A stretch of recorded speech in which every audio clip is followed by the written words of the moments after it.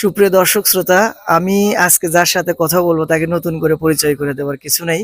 তিনি শত শত নন হাজার হাজার শিক্ষার্থীর শিক্ষক, যার শিক্ষা গ্রহণ করে শুধু দেশ না দেশের বাইরেও ছড়িয়ে আছে অসংখ্য ছাত্রছাত্রী। আমার কথা এখন না বাড়িয়ে একটু তার মুখ থেকেই নাম পরিচয় একটু শুনবো। ধন্যবাদ আমাকে কিছু বলার জন্য। আমি আমার পরিচয় দিচ্ছি। আমি সাবেক সহকারী প্রধান শিক্ষক, হরিখালী উচ্চ বিদ্যালয়। আমি রিটায়ার্ড করেছি 2024-এর 31 ডিসেম্বরে। তারপরে যথারীতি এখন পর্যন্ত মহান আল্লাহ তাআলা আমাকে সুস্থ রেখেছেন।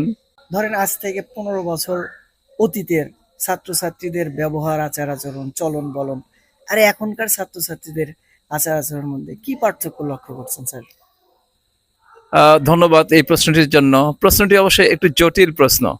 15 বছর পূর্বের যে স্টুডেন্ট, সত্যি তারা মোরালিটির দিক থেকে, নৈতিকতার দিক থেকে, ভদ্রতার দিক থেকে, কার্টিসির দিক থেকে অনেক ভালো ছিল। কিন্তু বর্তমানে এটি একটু ঘাটতি মনে হচ্ছে আমার কাছে। কারণ তাদের বর্তমান স্টুডেন্ট যারা আছে তারা কেন যেন স্যারদের কাছ থেকে দূরে থাকতে চায় এবং স্যারদেরকে শ্রদ্ধা করতে চায় না। অনেকে দেখা গেছে, অনেক সময় আমি লক্ষ্য করেছি যে তারা, অনেক আমার পরিচিত স্টুডেন্ট, তারা রাস্তা দিয়ে সাইকেলে উঠে যাচ্ছে, অথচ আমি লক্ষ্য করেছি তারা যেন দেখেই না দেখার ভান করছে একজন শিক্ষককে।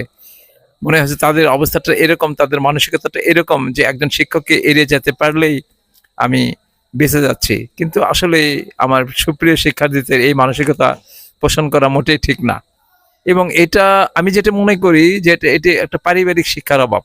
কারণ আমরা যতটুকু জানি যে পরিবার আমাদের হচ্ছে প্রথম বিদ্যালয়, প্রথম বিদ্যানিকেতন হচ্ছে পরিবার।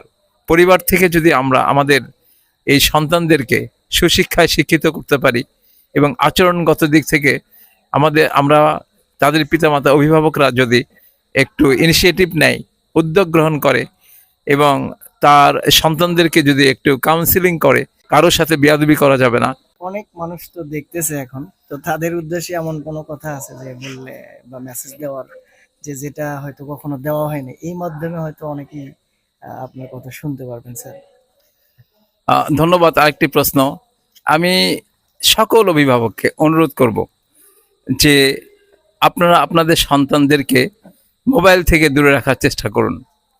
মোবাইল এবং অনলাইন, যেটি একটি মরণঘাতী নেশায় পরিণত হয়েছে, এটা একটা এডিকশনে পরিণত হয়েছে তরুণদের, কিশোর